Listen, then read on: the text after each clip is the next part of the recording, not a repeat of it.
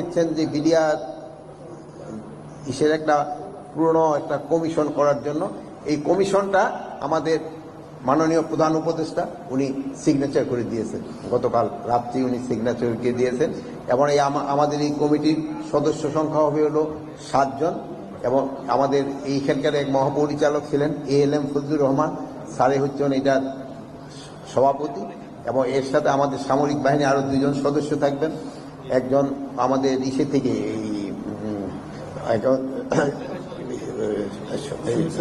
Civil service থেকে একজন থাকবেন, এবং ঢাকা ইউনিভার্সিটি থেকে একজন শিক্ষক থাকবেন, জগন্নাথ ইউনিভার্সিটি থেকে একজন শিক্ষক থাকবেন, পুলিশের একজন উপরের লেভেলের একজন কর্মকর্তা থাকবেন।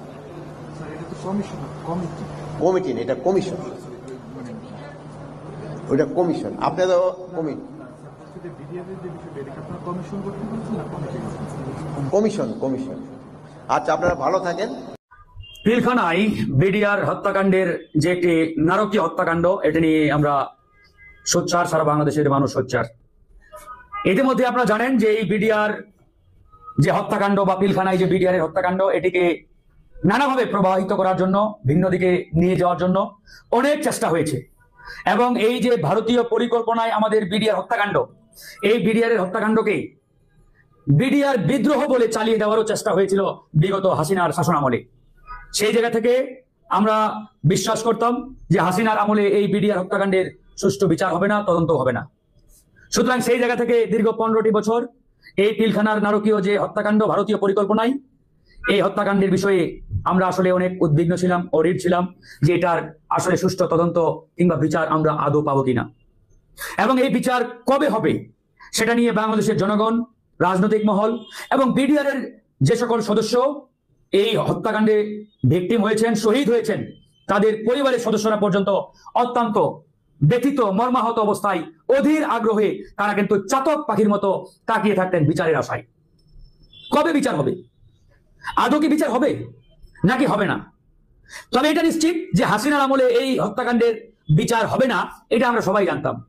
সেনাবাহিনীর যারা ছিলেন তারাও জানতেন, রাজনৈতিক মহলের সবাই জানতেন, কারণ হাসিনা নিজে এই হত্যাকাণ্ডের সাথে জড়িত। এই যে পিলখানার একটা নারকীয় হত্যাকাণ্ড, এই হত্যাকাণ্ড ভারত হাসিনাকে দিয়ে এটা ঘটিয়েছিল। এবং এই হত্যাকাণ্ডের যে মামলা আগে হয়েছে, ওই মামলাগুলোতে যাদেরকে আসামি করা হয়েছে, যাদেরকে আসামি বানানো হয়েছে, এদের অধিকাংশ মিথ্যা, বানোয়াট, ভিত্তিহীন মামলায় এদেরকে অভিযুক্ত করা হয়েছে। আমি চ্যালেঞ্জ দিয়ে বলতে পারি, এই হত্যাকাণ্ডের বিরুদ্ধে আজকে যদি কোনো মামলা হয়, অলরেডি সেই ভিকটিম পরিবারের সদস্যরা মামলা করেছে। গতদিন আমি শুনলাম যে তারা ট্রাইব্যুনালে গিয়ে আবেদন করেছে মামলা নেওয়ার জন্য। এসব মামলায় 1 নম্বর আসামি হবেন খুনি হাসিনা, আর 2 নম্বর আসামি হবেন ওবায়দুল কাদের, 3 নম্বর আসামি হবেন তৎকালীন স্বরাষ্ট্রমন্ত্রী যিনি ছিলেন, তারপরে সোহেল তাজ, তিনিও এই পিলখানা হত্যাকাণ্ডের আসামি হবেন। সে নিজেকে এখন সাধু বাবা সাজার চেষ্টা করছে। সোহেল তাজের ভূমিকা আমরা জানি, সেই বিডিআর হত্যাকাণ্ডে সে কি করেছে। সুতরাং তাকেও এই হত্যাকাণ্ডের যে মামলা হবে বা চলছে কার্যক্রম, এখানে অভিযুক্ত করতে হবে, কাউকে ছাড় দেওয়ার কোনো সুযোগ নেই। তো এই অন্তর্বর্তীকালীন সরকার আসার পরে আমাদের প্রত্যাশা ছিল, বিশ্বাস ছিল, এই সরকার প্রথম চেয়ারে বসেই পিলখানা হত্যাকাণ্ডের বিষয়ে সুষ্ঠু একটি তদন্তে তিনি একটা কমিশন গঠন করবেন। কিন্তু দুর্ভাগ্যজনক হলেও সত্য, 4টি মাস পেরিয়ে গেলেও এই সরকার পিলখানা হত্যাকাণ্ড নিয়ে কেন জানি মাথায় ঘামাচ্ছে না। আমরা একাধিকবার সরকারকে বলেছি এবং স্বরাষ্ট্র মন্ত্রণালয়কে বলেছি, তারাও এই বিষয়ে খুব একটা আগ্রহ অতীতে দেখায় নাই। কেন দেখায় নাই সে বিষয়ে আপনারা সবাই জানেন, আমরা সে বিষয়ে বলতে চাই না। যখন আমরা তাদের এই অনাগ্রহ, নমনীয়তা দেখলাম, তখনই বুঝলাম যে এরা আসলে সোজা আঙ্গুলে কাজ করবে না, কিংবা সোজা আঙ্গুলে ঘি উঠবে না। তখন আমরাও একটু আঙ্গুল বাঁকা করা শুরু করলাম। আপনারা জানেন যে বিডিআর এর ভাইদের নিয়ে, ওই পিলখানায় যারা শহীদ হয়েছেন তাদের পরিবারের সদস্যদের নিয়ে আমরা কিন্তু ধারাবাহিক কর্মসূচি চালিয়ে গেছি। আমরা ধারাবাহিক মিটিং মিছিল করেছি, প্রোগ্রাম করেছি, বিক্ষোভ করেছি তাদের সদস্যদের নিয়ে, এবং সর্বশেষ গত বৃহস্পতিবার আমরা স্বরাষ্ট্র উপদেষ্টা লেফটেন্যান্ট জেনারেল জাহাঙ্গীর সাহেবের সাথে বৈঠক করলাম সচিবালয়ে। তার সাথে মিটিং করে তিনি প্রথমেই বললেন এটা নিয়ে আমরা কাজ করছি। আমি বললাম কি কাজ করছেন, জনগণ যেটি চাই, জনগণের যেটি প্রত্যাশা আপনারা সেভাবে করছেন কিনা। তিনি বললেন এটা নিয়ে একটা জটিলতা তৈরি হয়েছে, এ বিষয়ে হাইকোর্টের একটা রায় আছে, যে হাইকোর্ট এখানে নাকি কমিটি করার বিষয়ে তাদেরকে পরামর্শ দিয়েছে, বা এরকম একটা তারা কমিটি, মানে বিডিআর হত্যাকাণ্ডের বিষয়ে তদন্ত কমিটি। তখন আমি স্পষ্ট করে বললাম যে আপনি যদি বিডিআর হত্যাকাণ্ড নিয়ে জাতীয় তদন্ত কমিশন বাদে ভিন্ন কোনো কায়দায় কোনো তদন্ত কমিটি করেন, আমরা সেই কমিটি ছুড়ে ফেলে দেব একবারই। সেই কমিটি আমরা তো মানবই না, দেশের মানুষ পর্যন্ত মানবে না। আমরা তখন সেই কমিটির লিস্ট নিয়ে প্রধান উপদেষ্টার বাসভবনের সামনে আমরা এটা নিয়ে বিক্ষোভ করব। তারপরে তিনি আমাদের এই কনসার্ন নিয়ে তিনি তখন বললেন আমি তাহলে সংশ্লিষ্ট সবার সাথে কথা বলি, কিভাবে একটা কমিশন গঠন করা যায়, আমরা এই বিষয়ে আগাবো। ওনাকে ধন্যবাদ জানিয়ে আমি ওনাকে স্মারকলিপি প্রদান করলাম, 3 দফা প্রস্তাবনার আলোকে একটি স্মারকলিপি। আমি যদি স্মারকলিপিটা আপনাদের দেখাই তাহলে আপনারা পরিষ্কার হয়ে যাবেন। আজকে ইতিমধ্যে স্বরাষ্ট্র মন্ত্রণালয় থেকে তদন্ত কমিশন গঠন করা হয়েছে, স্বরাষ্ট্র উপদেষ্টা জানালেন। তবে এখানে যাদেরকে রাখা হয়েছে আমরা আসলে স্যাটিসফাইড নন, আমরা সন্তুষ্ট নই। এই কারণে আমরা যেভাবে চেয়েছিলাম, এটা শুধু আমাদের চাওয়া না, এটা বাংলাদেশের 18 কোটি জনগণের চাওয়া, বিডিআর এর সদস্যদের চাওয়া, সেনাবাহিনীর চাওয়া, রাজনৈতিক দলগুলোর চাওয়া ঠিক আমাদের মতোই ছিল। এই যে দেখেন, এই যে স্মারকলিপিটি আমি যদি একটু দেখাই আপনাদের, মোবাইল থেকে দেখাচ্ছি, কপিটা স্পষ্ট দেখা যাচ্ছে। এই যে এখানে আমি কিন্তু স্বরাষ্ট্র উপদেষ্টা হাতে দিয়েছি, এখানে আমরা 3টা প্রপোজাল ওনাকে দিয়েছিলাম। প্রথম প্রস্তাবনাটা হচ্ছে পিলখানা হত্যাকাণ্ডের সুষ্ঠু তদন্তের স্বার্থে পূর্ববর্তী সকল কমিশন বাতিল করতে হবে, মানে আগে যে সকল তদন্ত কমিশন করা হয়েছিল হাসিনার আমলে সবগুলো বাতিল করতে হবে। এরপরে একটি জাতীয় তদন্ত কমিশন গঠন করতে হবে। এই কমিশন মহামান্য রাষ্ট্রপতি কর্তৃক অনুমোদিত ও গেজেটভুক্ত হতে হবে। এই জাতীয় তদন্ত কমিশন যদি রাষ্ট্রপতি কর্তৃক অনুমোদিত না হয়, তাহলে ওই স্বরাষ্ট্র মন্ত্রণালয়ের আন্ডারে কোনো কমিশন গঠন করলে এই কমিশন ফলপ্রসূ রেজাল্ট দিতে পারবে না। কারণ এই কমিশনের হিম্মতই থাকবে না ওই আর্মির প্রধানকে জেরা করার। থাকবে? আপনি বলেন তো। স্বরাষ্ট্র মন্ত্রণালয়ের আন্ডারে কোনো কমিশন হলে এই কমিশন স্বরাষ্ট্র উপদেষ্টাকে জেরা করার হিম্মত কতটুকু রাখবে? কারণ তার আন্ডারে কমিশন। এই জন্যই আমরা বলেছি যে এটা যেন কোনো কমিশন করলে হবে না, এটাকে একটা জাতীয় কমিশনের রূপ দিতে হবে। এই জন্য এটা একমাত্র প্রেসিডেন্ট কর্তৃক গেজেটেড হতে হবে। তাহলে এই কমিশন আর্মির প্রধান বলেন, যে কোনো ব্যক্তিকে, ইভেন বাংলাদেশের প্রধানমন্ত্রী কিংবা চিফ অ্যাডভাইজার, তাকেও যদি জেরা করতে হয় তারা করবে। এরকম পাওয়ারফুল একটা কমিশন করা দরকার ছিল, কিন্তু কি করেছে বিস্তারিত আমরা এখনো জানতে পারি নাই। তারপরে আমরা বলেছিলাম সুপ্রিম কোর্টের আপিল বিভাগের একজন সাবেক বিচারপতিকে প্রধান করতে হবে। তো আমরা ইতিমধ্যে জানতে পারলাম প্রধান করা হয়েছে এই কমিশনের সাবেক বিডিআর এর সাবেক প্রধান ওই LM ফজলুর রহমান সাহেবকে। যাই হোক, তিনিও ভালো মানুষ, তাকে নিয়ে আমাদের কোনো আপত্তি নেই। এরপরে তারা বলছে ঢাকা বিশ্ববিদ্যালয়ের 2 জন শিক্ষক, জগন্নাথ বিশ্ববিদ্যালয়ের 2 জন শিক্ষক, পুলিশের একজন ঊর্ধ্বতন কর্তা ব্যক্তি, এরকম নাকি নিয়ে 7 জন। এটা কেমন হলো? আমরা বলেছিলাম কি সুপ্রিম কোর্টের আপিল বিভাগের একজন প্রধান হবেন, বিডিআর এর সাবেক প্রধান হতে পারে বা ঊর্ধ্বতন কর্মকর্তাদের মধ্য থেকে 1-2 জনকে নেবেন, একজন মানবাধিকার কর্মীকে রাখতে হবে। কারণ এখানে একটা প্রচন্ড রকম হিউম্যান রাইটস ভায়োলেশন হয়েছে, মানবাধিকার লঙ্ঘন হয়েছে এই পিলখানা হত্যাকাণ্ডে। এই মানবাধিকার লঙ্ঘনের বিষয়টি তুলে আনতে হবে না? তো এটি প্রুফ করার জন্য, তুলে আনার জন্য একজন হিউম্যান রাইটস ওয়ার্কার দরকার ছিল, তারা রাখে নাই। তারপরে আমরা বললাম এখানে একটা গণহত্যা সংঘটিত হয়েছে, কারণ 57 জন সেনা অফিসারকে হত্যা করা হয়েছে অল্প সময়। ইটস অ্যাবসলিউটলি একটা গণহত্যা। এই গণহত্যা প্রমাণ করার জন্য একজন গণহত্যা এক্সপার্ট, ইন্টারন্যাশনালি অনেক আছে গণহত্যা এক্সপার্ট, আন্তর্জাতিক ব্যক্তিত্ব, তাদেরকে রাখা যাইতো একজন, তারা রাখে নাই। যাই হোক, আমরা যেভাবে চেয়েছিলাম সেভাবে হয় নাই। তারপরেও যদি তারা কমিশন করেছেন, আমরা তাদেরকে ধন্যবাদ জানাই, স্যালুট জানাই। এখন দেখার বিষয় এই কমিশন আসলে গেজেট কারা করে বা কাদের আন্ডারে এই কমিশন হয়। যদি এই কমিশন স্বরাষ্ট্র মন্ত্রণালয়ের অধীনে হয়, আমি ফারুক হাসান চ্যালেঞ্জ দিয়ে বলছি এই কমিশন হবে একটা মেরুদণ্ডহীন কমিশন, মাজা ভাঙ্গা কমিশন। এই কমিশনের ফলাফল হবে 0, একবারই 0। আর এই কমিশন যদি হয় রাষ্ট্রপতি কর্তৃক গেজেটেড বা প্রেসিডেন্ট কর্তৃক গেজেটেড, তাহলে এটা একটা শক্তিশালী কমিশন হবে এবং এই কমিশন আশা করি ফলপ্রসূ রেজাল্ট দিতে পারবে। এর বাইরে একবারেই 0। কারণ আপনি একটা মিনিস্ট্রির আন্ডারে এরকম একটা ভয়াবহ হত্যাকাণ্ডের তদন্ত কেমনে করতে চান? এমন তো হতে পারে যার আন্ডারে এই কমিশন হচ্ছে, যদি ওই মন্ত্রণালয়ের আন্ডারে হয়, ওই মন্ত্রণালয় নিজেও জড়িত হতে পারে না? তাহলে যে জড়িত তার আন্ডারে আপনি একটা কমিশন করলেন বা কমিটি করলেন, হাস্যকর, একবারে হাস্যকর। এই জন্যই বলেছি এটা মহামান্য রাষ্ট্রপতি কর্তৃক গেজেটেড হতে হবে, গেজেটভুক্ত হতে হবে। এর বাইরে অন্য কোনো কায়দায়, অন্য কোনো পন্থায় যদি গেজেটেড হয়, গেজেটভুক্ত হয়, তাহলে আমি চ্যালেঞ্জ দিয়ে বলতে পারি এই কমিশন কোনো রেজাল্ট আমাদের দিতে পারবে না, কোনো রেজাল্ট দিতে পারবে না, রেজাল্ট 0। আমি একটু পড়ে শোনাই আপনাদের কমিটিতে কাদেরকে রাখা হয়েছে।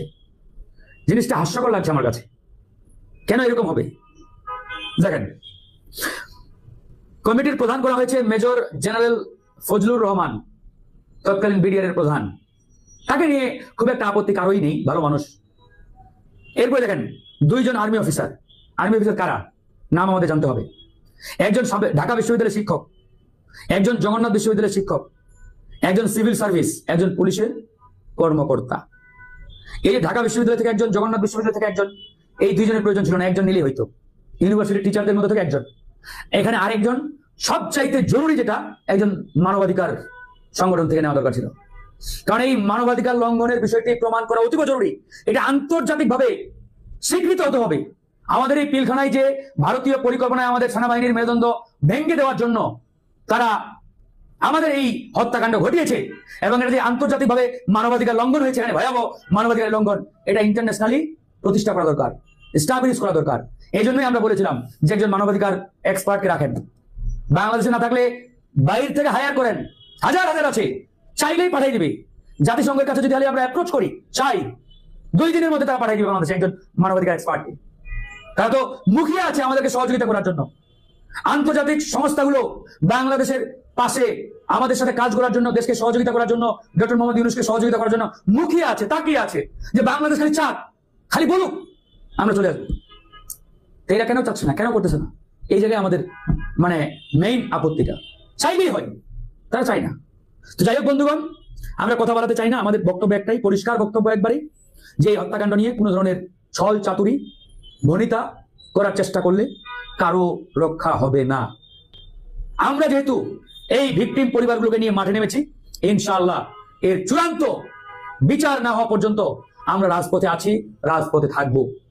গতদিনের একটা ঘটনা আমার চোখে পানি চলে আসছে। আমাদের সাথে মেজর শহীদ তানভীর হায়দারের স্ত্রী ছিলেন। তিনি, আমি নিজেও জানতাম না এই ঘটনা, ওই দিন প্রথম জানলাম। উপদেষ্টার সামনে, মানে স্বরাষ্ট্র প্রধান বললেন, আমি আমার স্বামীর লাশটা ফিরে পেতে চাই। মানে তিনি তার স্বামীর লাশ আজও পান নাই। মেজর তানভীর হায়দার যে শহীদ হয়েছে পিলখানায়, তার লাশ আজও পান নাই তার স্ত্রী। 15 বছর হয়ে গেল, তার লাশটা পর্যন্ত তার স্ত্রী পায় নাই। আর এরকম একটা ভয়াবহ নারকীয় ঘটনাকে ধামাচাপা দেওয়া আর এটাকে নিয়ে গড়িমসি করা, রক্ত মাথায় উঠে যায়, আমাদের রক্ত মাথায় উঠে যায় রীতিমতো।